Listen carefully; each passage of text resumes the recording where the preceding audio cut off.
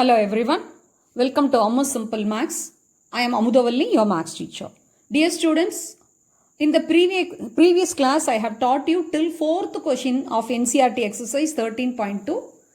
Now through this video, let me solve question number 5 from the same exercise 13.2 from chapter 13, surface area and volume. Now, shall I read the question? Listen carefully. A vessel is in the form of an inverted cone. Its height is 8 cm and the radius of its top, which is open, is 5 cm. It is filled with water up to the brim.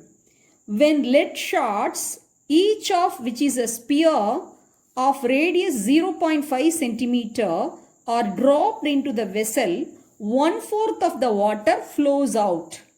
Find the number of lead shards dropped into the vessel. Okay. First thing, when you attend this sort of question, you have to read twice or thrice and try to understand the meaning. See, the vessel is in the form of an inverted cone. So you have to visualize and draw. You know, a normal cone means the tip will be on the top. You all know the cone has only single vertex. So the cone is like this, means this is a normal cone, inverted. So the tip has come, then this the circular base has become the top. So it's an inverted cone. The vessel is in this shape and it is fully filled with water till the brim. And inside the vessel, spherical lead shards are dropped. Lead shards which are spherical in shape, like marble. So, spherical lead shards are dropped into the vessel so that the water from the vessel that flows out. Now we are asked to find out the number, how many lead shards are dropped into the vessel. Number of lead shards that dropped into the vessel we have to find out. So, what are the given information? See, when some number of lead shards are dropped into the vessel, 1/4 of the water flows out. So 1/4 of the water flows out means that will be equivalent to 1/4 of the volume of the vessel, because it is mentioned it is filled with the water up to the brim. Fully it is filled with the water. So once you drop in the spherical lead shards, equivalent to the volume of the spherical lead shards, the water is flowing out. So this is the information data given. So this is the hint given. Using this only, we can find out the number of lead shards. We don't know the number of lead shards, so we can take it. Let n be the number of spherical lead shards that dropped into the vessel. Okay. So the volume of n number of lead shards will be equivalent to the water that flows out. Volume of the water that flows out of the vessel. How much water was flown out? That is equal to the 1/4 of the water in the vessel. That means 1/4 of the this conical vessel. For the conical vessel, the measurements are given. So we can find out the volume of the cone and we can divide by 4 or we multiply by 1/4, that is 1/4 of the volume of the cone, that is equivalent to the water capacity or the volume of the water that flows out, that is equal to n number of volume of lead shards. So how many lead shards can be found out? Easily in this manner. Okay. So with this brief introduction, we can step into the solution part. Okay. Before we step into the solution, let us check the measurements, whether all the measurements are okay for us to proceed. We have to find the volume of the cone. For the volume of the cone, we have to find out the formula, that is 1/3 pi r squared h. Here the height is given, this height. So that is 8 centimeter, and the top which is open, that is circular in shape, that's radius also given, that is 5 centimeter. So let us mention the height as with the capital H, that is 8 centimeter, and radius as capital R, 5 centimeter, because We have to find the volume of each spherical lead shot. For that, radius is given. So since we are mentioning it by small letter, so we can mention the radius of the cone with capital letter, capital R equal to 5 centimeter. And the spherical lead shot's radius is given 0.5 centimeter. So if you feel it is difficult to handle a decimal, so you can write 0.5 as 1 by 2, because 0.5 is nothing but 5 by 10. 5 by 10 can be simplified as 1 by 2. So R is half centimeter. Okay. Now let us begin with the solution. Let the number of spherical lead shots dropped into the vessel be n. So, according to the question,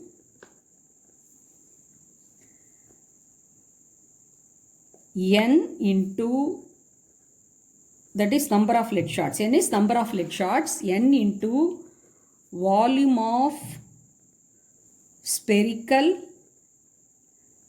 lead shot will be equal to volume of water that flows out. How much water is flows out? That can be calculated 1/4 of volume of cone. So this is what given in the question.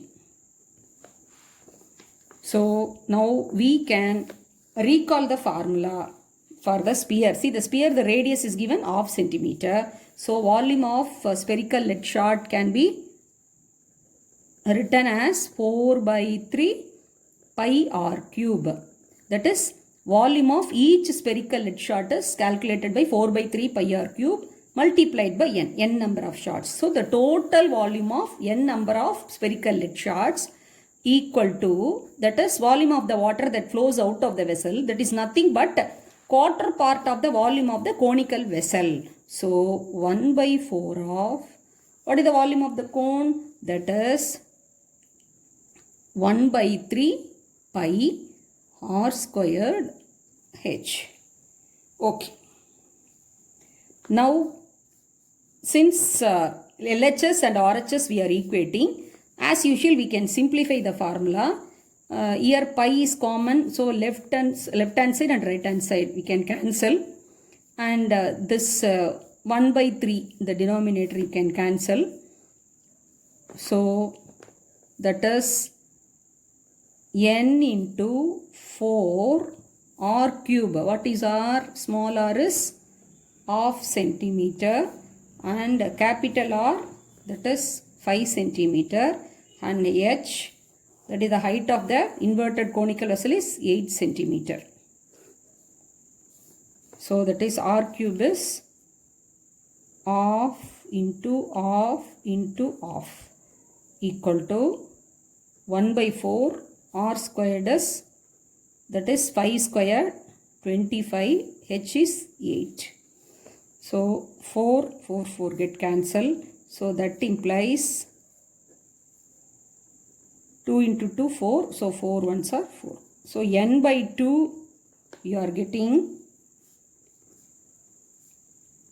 50. Therefore number of lead shots is, we can multiply by 2 on both the sides. So you will be getting n is 100. So hence 100 lead shots are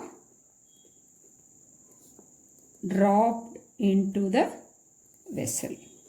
See, now easily we have arrived at the answer.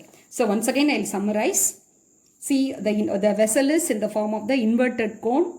Inside spherical lead shots are dropped, and it is given the volume of the spherical lead shots is equal to the volume of the water flows out. That is equivalent to the 1/4 of the water, that the water which is kept in this conical vessel. So for that we have found out 1/4 of the volume of the cone. that we have equated to the volume of the spherical shots, that is volume of one spherical shot multiplied by n number of spherical lead shots. So when we equate, we simplify the formula. So from that we have obtained the number of lead shots that dropped into the vessel is 100. So instead of substituting the value 22/7 and carrying out the calculations, first if you simplify and if you proceed, if you substitute the correct values, easily you can arrive at the answer. So please watch twice or thrice and try to work out without seeing. So definitely you can find it very easy. Next, let me work out question number 6 from NCERT exercise 13.2. It's a very important question, board exam point of view. Please watch carefully. Shall I read the question? A solid iron pole consists of a cylinder of height 220 centimeter and base diameter 24 centimeter, which is surmounted by another cylinder of height 60 centimeter and radius 8 centimeter. Find the mass of the pole given that 1 cubic centimeter of iron has approximately 8 gram of mass. Use pi equal to 3.14. I hope you all know the difference between mass and the volume. Mass is that's the something where it is how much stuff it is made up of. Whereas volume means how much space it occupies. So already you would have studied in physics. So here it is given 1 cubic volume of 1 cubic centimeter is equivalent to 8 gram of mass. So here we have to find out the total volume of the pole given, that is the combination of two cylinders. One is big cylinder, another one is small cylinder. The small cylinder is surmounted on the bigger cylinder. Both the cylinders measurements are given. So we have to add the volume of the two cylinders and the volume should be converted into the mass as per given data. So 1 cubic centimeter of volume is equal to 8 gram. So therefore what volume we are obtaining after evaluating, after adding up these two volumes of this cylinder, so that will be multiplied with 8 gram of mass. So we can find out the mass of the entire pole. Okay. Now we'll proceed. It's given that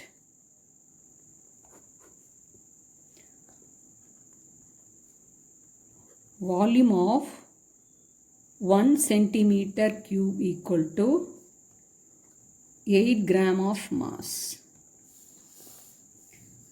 So this is very, very important. After finding the volume of the pole, we have to multiply by 8 gram and we can find out the mass.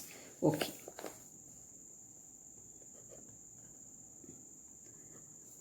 Volume of the pole is equal to volume of cylinder 1 plus cylinder 2. The cylinder 1 we can take it as big cylinder and the cylinder 2 let us take it as a small cylinder, cubic units. So big cylinder pi capital R squared H, for small cylinder pi small r squared small h cubic units. Okay. One time we can list down all the measurements. Capital R is how much here? The diameter only it is given. Diameter is 24 centimeter. So R is d by 2. That is 24 by 2 is how much? 12 centimeter. So R is 12 centimeter. H is 220 centimeter. And small r equal to 8 centimeter, small h equal to 60 centimeter. Okay, now let us simplify. Here what is common? Pi only common, and we are asked to make use of the value 3.14. So let us take pi outside and finally we can multiply. R squared, that is 12 squared into 220 plus here small r squared. So here you will be getting one step we skipped, pi into r squared h plus small r squared h. So this is capital R squared and this is capital H, and small r squared is 8 squared and the small h is 60 cubic units. This is cubic centimeter. So pi into, what is 12 squared? That is 144 into 220 plus 8 squared is how much? 64 into 60 centimeter cube. So first let us multiply 144 into 220. 422s are 88. 8 carry. 422s, 22 we are multiplying. 422, 88 plus 8, 96. 9 carry. 22 ones are 22. 22 plus 9, 31. So that is 31,680. Now let us multiply 64 into 60. 0. 6 4s are 24. 2 carry. 6 6 are 36 plus 2, 38. 3,840 centimeter cube. So now let us add 31680, 3840.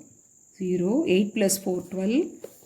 6 plus 8 14. 15 5 3. So that is 35520. So 35,520 into this pi is 3.14 centimeter cube. Therefore, we have to find mass of the pole. Therefore, mass of the pole equal to volume into 8 gram. So the volume is 3.14 into 35,520 into 8. 6 gram. Okay.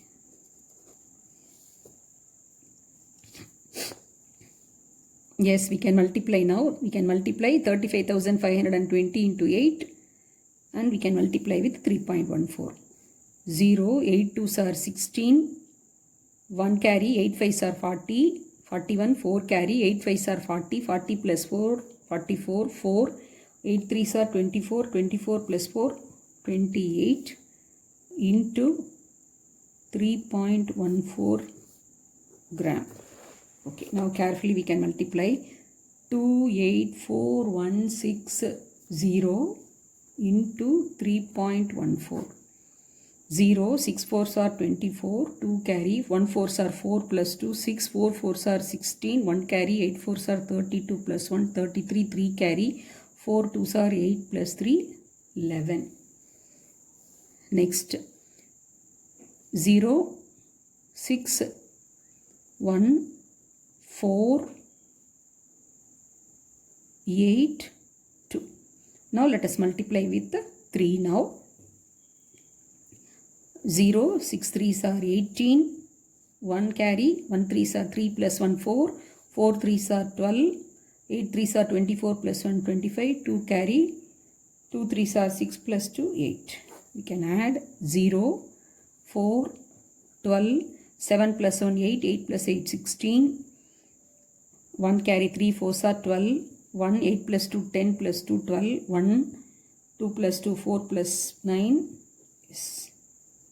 So we have got here 2 decimal place, so we have to keep it 2 decimal place from the right extreme. So 892262.40 gram.